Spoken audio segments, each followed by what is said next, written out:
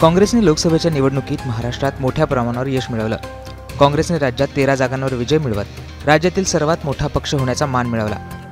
एकीकडे काँग्रेसला उभारी मिळाल्याचं बोललं जात असताना दुसरीकडे नाना पटोलेंच्या एका व्हिडिओमुळे आता नवा वाद होण्याची शक्यता आहे।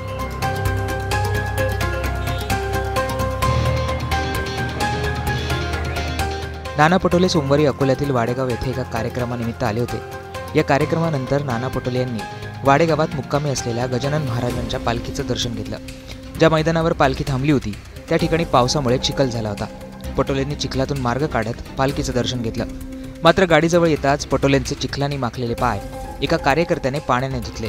पटोलेंचा हा व्हिडिओ आता समोर आला असून यावर विरोधकांकडून पटोलेंना लक्ष्य केलं जात आहे।